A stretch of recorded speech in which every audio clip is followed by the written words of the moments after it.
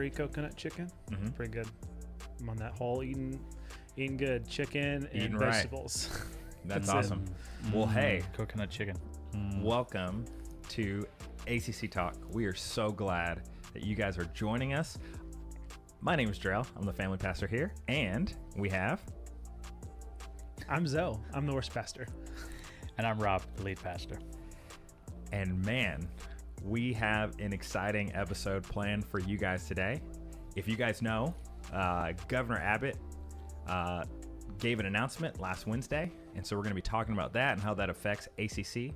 But before we jump into that, I've got a question for you guys online and for you guys on the couch. The question is this: what is one thing that COVID has taken away that you're excited to get back? Not at all one time, guys. Do you think about it? You got an answer? I need a little more time. No, I got something, but I'll let you go. Thank you. I just thought about it. You said concerts. I was like, oh yeah, that used to be a thing. We used to be able to actually go to a concert. Alyssa and I planned on going to Earth, Wind, Fire was playing. They were going to play like either the Woodlands or something like that. And like, I'm a huge Earth, Wind, Fire fan. I listened to that all the way growing up. And so it was him, and I think it were them. And then I think Santana was there too. It was going to be a whole cool thing. Epic. And then COVID was like, nope. Denied. See you, bye. Denied. He can't go. Robert, is yours the rodeo? You know what? I have been to the rodeo a number of times, and it's pretty fun. Yeah? I am not... But is your thing the rodeo? No, I don't think it's the rodeo. I don't think so. It will actually tie more into kind of what we'll talk about a little bit later. But probably, honestly, it's... I don't like how you walk around and you don't see people's faces. Oh, yeah. I feel like the masks have created this kind of like almost a barrier between relationships. And one of the things I felt, especially with Texas, is way friendly. People usually say hi, smile at each other. And you don't get that really anymore with the masks. So I think that's probably the biggest thing. For sure. Yep. No, that totally makes sense. So we want to hear from you guys. What is one thing that you feel like COVID has taken away that you're really excited to get back? Answers in the comments. Our good friend Dave is not here, so I'm going to go to the next most capable guy. Whoa, what's your answer? Oh, yeah. But comments. Can you read comments for me? I got you. Perfect. I don't take offense to that, by the way. Sorry. I don't take offense. I'm sorry. Dave's probably driving and still could do it better than I could. But don't do that, Dave, if you're watching right now. Who's the next most capable at reading comments from Facebook? Oh, man. Oh, mine. What is it? You know what? I thought of the question and I didn't even think of an answer. This guy. Man, I'm going to have to go. I'm going to just throw something random out there. Six Flags on Christmas. Six Flags on Christmas. That was not what I was expecting, but that was a very random answer. But our family tends to do trips at Christmas, and this Christmas we weren't able to do a trip, primarily because I had COVID. But most things are shut down like that, and so instead of like doing gifts, we do like family experiences. And so, yeah, I'm gonna be excited for that to return. Thank you, Jesus, for putting something on my brain. All right, cool. So, has anybody answered? So, not a person. What I know. are you guys doing? Answer. What are you doing? I mean, there is a delay, so there is a tiny delay, but we've been stalling for like 3 minutes. Answer the question. This is for you guys too. All right, really cool. So we had a really exciting ministry week last week. Rob, you want to tell us a little bit about it? Yeah, every quarter in the year we try to do something that just really spurs and goes bigger in generosity beyond our weekly Dollar Club event. And so in the first quarter we did something we've called Love Week. Last year we didn't get to do it. This year we did bring it back. And so basically it's about just encouraging people to get out and to serve. And so from our small groups, even individuals in this time, if you're not comfortable being in that big group, it was kind of get out and do something in the community to make a difference. And so small groups, and throughout the week was leading up to Sunday, and then Sunday morning we didn't do services as normal. We went out and we had some different projects, from picking up trash to trying to bless and encourage local firefighters in the area by delivering like ice cream sundaes, supplies to them, and praying with them. to local ministry that helps people get back on their feet and out of homelessness. And so just different projects all over the place. And it was just incredible. We had a great group show up here. Zoe led us in a little bit of worship beforehand, and then we prayed and we headed out and spent the time really of the 3 hours that we would be in service, or the 9:30 to noon that our services take place on Sunday mornings, just being out there doing ministry. Yes, in fact, we have a highlight video, just a taste. You're going to have to show up on Sunday in person or online to see the full thing, but you guys get a little bit of preview because you are a loyal audience. I don't know, they didn't answer the question. All right, you guys ready? All right, let's watch this.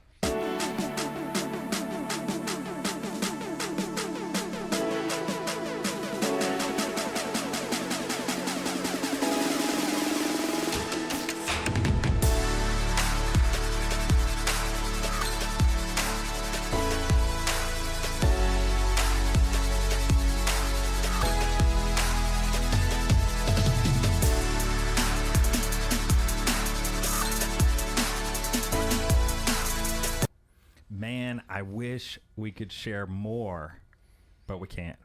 We can't. It's impossible. It's impossible. My finger just had to hit the button. Physically impossible. That's all you get. But it was an incredible week. What was your guys' favorite part of Love Week? Do you guys have a moment, an experience? And we also want to know from you guys, what was something that you guys loved during Love Week? I think for me, there's two things. With our small group on Tuesday, we got to go out and so just serving alongside other people that maybe you don't usually get to serve alongside of. It just kind of creates a bond and a feeling like of accomplishment. And then probably the best part is we want to go be a blessing. But the way God works is when you serve and when you're willing to put yourself aside, you often get a bigger blessing than maybe what you give. And so hearing how people come back and the blessings that they had and the experience of what they did was really cool to see their excitement for it. That's cool. Yeah, it's similar. That same day, actually, we went back to our place, and we're in an apartment complex, but we ran into some people that we know that were actually, because we were picking up trash right alongside Westlake Houston, and they were like on the opposite side of it where the high school's at. And they were just like, man, we had a lot of fun. It was really cool. And we connected with them. And so it's very similar. Like there's something about when you do something that is outside of like one, either your comfort zone, or two, something that you would normally do. And it's going to help and impact in some kind of way. There's like this level of joy that you see because of that. And so it's just cool that having those conversations and seeing that, it just reminds us that, man, this is something that's great to do. Yeah, that's really cool. I love everything about Love Week and just going out and serving, but man, I was just super impressed by the Houston Food Bank. Like it was just so, like you can be in awe of the sheer amount of people they feed, their system, their processes, the fun that we had as a group doing it. Like all of it was just really cool. And so that was definitely a highlight of the week. And so if you are looking for a place to serve, man, the Houston Food Bank is incredible, and I think you'd have a really good time doing that. It is amazing how well of an oiled machine it really is, and efficient. And sometimes you go to volunteer places and it's like, can we get, they don't waste time. You are serving and go in, and it goes by fast too. Your 3-hour shift is like, we're done. And so you guys might not have felt that with all the onions and celery, all and the pineapples that you were throwing touchdown passes with. And I know. I saw the first. I was like, I didn't know they were throwing. Jarrell was on it. I was like, all right, we're in it. I love it. All right, really cool. Anybody commenting? Anybody? Nothing? No. What? I know. All right. Well, dude, I guess I could have read these comments. Well, I guess we have long-time listeners, no-time commenters. So, all right. Well, today we are wanting to talk about an email that Rob sent out earlier today about how Governor Abbott's mask order is going to affect ACC. And so before we kind of just say what's going to happen, we really just wanted to talk a little bit about the heart behind some of the discussions that we had as a pastoral team and what we're trying to accomplish and why it's difficult and all those sort of different things. And so, Rob, if you want to kind of kick us off in terms of what that kind of looks like, the discussions that went into the mask order. Yeah, so obviously, if you've been attending ACC for a while, you know that when COVID hit, we went online only for quite a season there, and adapted like every church pretty much did. And then there was that phase of, okay, we're coming back. And so what does that look like? And we wrestle through what does that look like for somebody's experience in the room and continuing an online experience. And so part of that in-person experience was we were asking people to wear a mask, and we basically block off chairs, and so it's social distance and try not to put people right next to somebody in the room. And so now obviously with Governor Abbott's lifting some of those mandates, the mask mandate, and also allowing businesses and like a restaurant to operate at 100%, what does that mean for us? And so it's a challenging piece, because just as pretty much with anything in today's world and culture, society, there are varying opinions and beliefs and preferences that we have in what that looks like.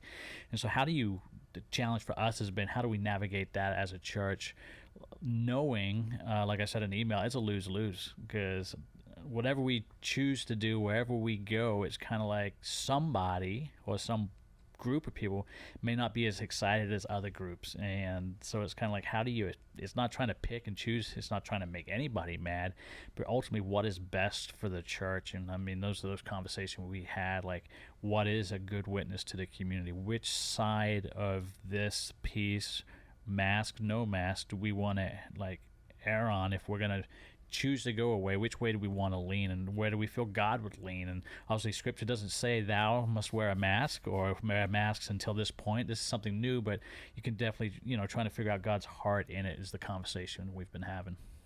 Yeah, definitely. So Zoe, for you, what has been something that you would say, you're kind of looking at this and kind of filtering it through your lenses, how has this sort of discussion been, how's it gone for you? Yeah. I like nuance and difficult have been like the words that I've like really been presented. And I feel like it's such a hard thing. Just in general, I feel like that's kind of been everyone's COVID experiences. Like there has not been a ton of nuance. It's almost this or this, and there's no in between. And so because of that, it can make decisions a little bit more difficult, because you make a decision one way and it might feel like it leans heavily on one side or heavily on the other side. But there's so much nuance, and there's really a lot of gray, because we know people, I know people, I'm sure everyone knows someone that either has some issue where they can't be around people, someone that has passed because of COVID, and also someone that, and so it's all over the place. And so when it comes to this, and I feel like we've really tried to err on the side, one, of caution, but really let's lean in and let's ask, okay, what can we do as a church to show that we love our community? Our big things that we do here and that Jesus says to do is to love him and to love people. And so I think when we can really try to find what that looks like, and sometimes it might be a different answer for other people, but I think really, really sitting with the weight of all of it, regardless of my opinion or someone else's opinion, kind of sitting with the weight of what that practically looks like for us. It's nuanced, but it's difficult. It's not really easy either way. And so appreciate the patience that, like, we've all been, I'm sure everyone is like, hey, no mask, it's great. And I don't think anyone is like, I love wearing a mask. I've not ran into one person that said that. And so we are all in this together. And that's something that I think we weigh in too, is like, we're all walking through this. Obviously our experience might be different, but again, just a lot of nuance and difficulty as we try to navigate that. Yeah, definitely. I think, just to kind of echo what some of these guys have said, I've got, friends, especially in different states, that are locked down, and we have other friends that are in other states and here, where that hasn't necessarily been our situation. And so this whole COVID thing has been really difficult, really hard. And I do think it's unfortunate that, we've gotten to a place where it's like it feels like the conversation may be divisive, and it may just be, again, like we might be on different sides, but I think one of the things that we strive to do here is just be as unified and loving and as peaceful as we can be. And so as we've been talking about this literally for a while now, because we haven't just been talking about, what we're doing now. We're also talking about what we want to do in the future, and what does it look like to, when COVID drops, when numbers come down, when vaccinations happen, all those sort of different things, how do we, kind of get back to normal, or is as normal as we can. And so we've been having that conversation for a couple of weeks. And so from me and my particular perspective, it has been difficult to, not to make a choice based on necessarily what I would do, but just trying to think and hope for all of the people that God has entrusted, to ACC. And so with that being said, Rob, you want to kind of talk a little bit through about what we're going to be doing moving forward and what that looks like? Yeah, and I think a lot of people too have even suggested, hey, why don't you do like a service with masks and a service without masks? And at first that sounds like a great idea until you start logistically, like we've wrestled with, kind of going through that. And so obviously when we do church on a Sunday morning, when a service happens, it takes volunteers to make that happen in the room, greeting, children's ministry, all of that. And so with that, you got to remember, like, if somebody's coming to a service, let's say our first service was going to be, hey, we're just going to wear masks in this service and do all of that stuff. Those that are serving are going to lean to being that, because that's the service. So that means everybody's wearing a mask.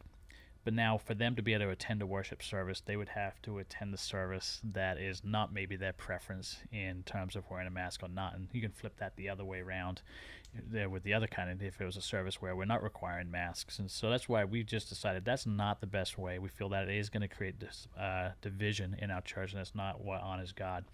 So what we're really leaning into is, one, is to kind of just go into this slow. Obviously, yes, Governor Abbott has issued, like, hey, it's done in that sense, like the mandate. But we want to watch. We want to take a couple weeks and just kind of watch and see, are there any negative effects from this in our community, in other churches? Do we see it? We don't want to be a place with a major outbreak and like that comes back and, I almost can say we didn't care. We don't want that perception in it. So we're going to watch and wait. Obviously, we want to get back to where we can do services like pre-COVID. I mean, that's where we want to go. And even for me personally, I am somebody, again, like you said, this is so divisive and people can take offense to things. Personally, if I never had to wear a mask, I'd never wear a mask. That's me personally. But I know there's some benefits for people, and other people value it, and they've got maybe different issues than I have when it comes to health and different things. And so, as I look at it as a church, it's not what I want necessarily, but the better of everything is to do that. And so we're going to, right now, stay like we've been. We're going to keep some distancing in the room. We're going to ask people to wear masks in there. And so we're going to watch, and we're going to reevaluate on a constant basis. It could be, a couple weeks, the end of the month. Who knows exactly when. But we just want to see and watch. And I think the next phase is maybe go into more of a voluntary option, like it kind of is now in the state. But at the same time, we know there's lots of different opinions. And so, again, we're trying to not please everybody, but what is the best thing to do that brings the ability for people to worship in this place? Yeah, for sure. That's really cool. Well, with that being said, we would love to know, say, from you guys, we just want to hear your opinion on this. It's difficult. That's the reason why we're having this on Facebook Live. It's also why, we send out an email. We do value your feedback. And so, yeah, we would love to hear what you guys have to say with that. And we would love for you guys to answer that question of the day. What is something that COVID has taken away that you're excited for getting back? And so with that being said, thank you guys so much for joining us today on ACC TALk Season 3. Man, we've got some services coming up. Episode 2, we've got some services coming up this weekend. So, Zoe, you want to tell us a little bit about service this weekend? I can. Throwing random questions at me, but I'm prepared. Take me by surprise. Just read I know just service times. Just read some service times. Yes, I mean, yeah. So 9:30, 11 is consistently been our service times. I'm actually excited this week. We're going to introduce a new song as we're going into Easter. There's really like Easter is when we look at church, when we look at what we do, we celebrate. That's like kind of the pinnacle. You look to Jesus' death and then his resurrection. So we celebrate that. And so the song that we're going to sing, if you feel like looking it up, it's called "Praise Your Name." It's by North Point, and I love it. It's really it's simple, but it really just kind of reinforces in the midst of everything. It's still our joy to praise his name, and that's been something as I've walked through this last year, and with the season my wife and I have been in all the wrestling and all the things in the midst of all that stuff, just being reminded of who he is and that we can still praise in the midst of that. And so what better way to celebrate that through Easter? And so that's something that we are doing this weekend that I'm really excited about. Yeah, we're going to start a brand new series for the next 3 weeks titled "The Art of Being Unordinary," and just really the challenge that Jesus gives us to not be like everybody else, to be different. But really, we're going to dive into 3 traits over those 3 weeks of things that Jesus challenges us with that, if we're honest, we may not really want to do or to embrace and to take on in our life. And so I think it's going to hopefully be challenging instead of taking us up to Easter. And so we're excited about that. Also want to remind you, clocks spring forward. Unfortunately, we lose an hour's sleep this weekend. So Saturday night, it's happening. So real question though. Oh man. Hopefully, outside of your oven and your car and your microwave, most things do, but every year we have people show up at the wrong times. Do you have like an alarm clock, like an old-fashioned mechanical alarm clock that does not change times? Are you going to miss church this Sunday? Or show up way early? Hey, how about this? How about you spring forward today, and so you're set for Sunday? Get into practice. All right, cool. Hey, thank you guys so much for joining us for ACC Talk, and we will see you guys next week.